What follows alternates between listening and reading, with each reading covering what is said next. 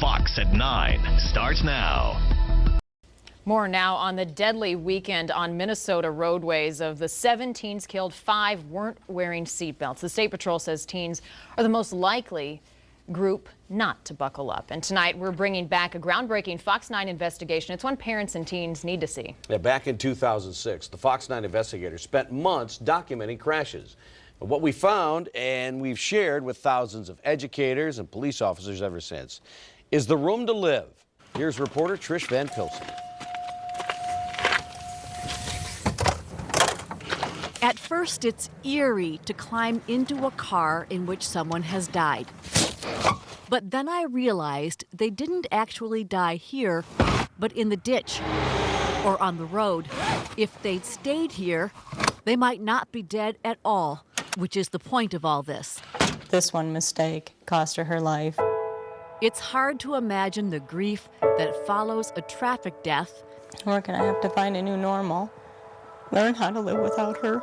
Getting any worse. We mourn the loss of her, but we also mourn the loss of our dreams for her. But when you see a car like Brianna Reamer's, it just adds to the list of things that you suffer through. Or like the one sitting in Don Rasmussen's tow lot. We see a lot of it over the years. And you think dozens of people that certainly would have lived had they had their seatbelts on. That maybe this person didn't have to die. It's enough to make you cry. I'm too emotional for this. When young people die, it's harder. And he doesn't even know the people. He just tows the cars and hears the stories. Stories like this one. Richard Raines has kept his son's car. I kept it just to prove a point. His son Dylan and Dylan's girlfriend died when the car rolled and they were thrown. You can't believe it. I know he was a seatbelt person. I believe she was too. 3 months ago, the Fox 9 investigators asked the Minnesota State Patrol and every county sheriff in the state to tell us when someone was killed or seriously hurt when they were thrown from their car. And this usually meant a rollover crash. It's tumbling like a football. Football's got that end-for-end tumble. Whenever possible, I inspected each car and climbed inside. In this crash, the car did exactly what it was designed to do. It absorbed all of the impact on the outside of the car. And here on the inside, especially in the passenger area, it's largely intact. There is room at my head, room at my sides, room all around.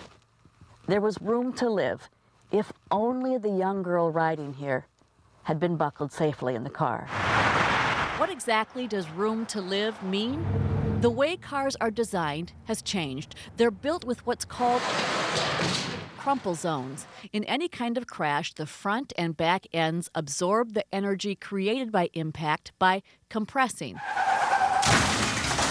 In a rollover, the ends compress, the windshield often shatters, the sides of the car may bend in some, but the occupant area is supposed to hold up. Safety folks call this area the cage, and for good reason. It is remarkably strong, and if you're wearing your seatbelt, it will hold you inside. But this is what they're gearing for, is protection of the occupants. Fly out of that protective cage, and there's nothing between you and the ground. They don't get dumped in a pile right there. So it says the vehicle comes back up, and they get pitched out. So they get pitched out on the high side. I have not come across a crash yet where the people would have been better off ejected. Gouge mark? The State Patrol was working this rollover crash just outside Mankato earlier this month. It appears as though the occupant was ejected due to the vault or the rollover. The vehicle then appeared to have landed on the roadway on top of the driver. In this car, too, there is room to live, if only the driver had stayed in the car. That was true in every rollover crash we investigated, every single one. This Hummer didn't hold up well in a high-speed rollover.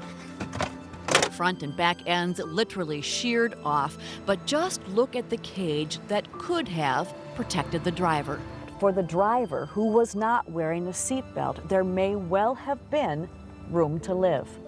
How about this pickup? No seatbelt for the driver. He flew out the window. Look at all of this room around me. The cab of this pickup is largely intact. This is room to live. In Faribault, we come to see one car, but the owner of Glenn's Towing, Don Rasmussen, has got more for us than that, like a lot of experience. I've been here for 40-some years, so I've seen a lot of accidents. The wisdom that comes with that. A lot of times friends will come and look at the car, you know, and say, man, I told her she's supposed to wear a seatbelt. And not one, but two cars to show us. This is the first. A young mother died when the car rolled and she was pitched out. But look, if she'd stayed inside, she probably wouldn't even have bumped her head. There's room to live. It is a short walk to the second car. Same type of situation, except it was a straightaway road, but he lost control. Went in the ditch, flipped her over a couple times, I'd say. The damage to the two cars is nearly identical. Inside, there is plenty of room to live. And guess what? This driver did. Why? He was wearing a seatbelt. I saw no injuries at all. You know, he was walking around out there. And the contrast between these two crashes says it all. This one here was just a few days ago. So when you look at this and you look at that, what do you think? If only. If only.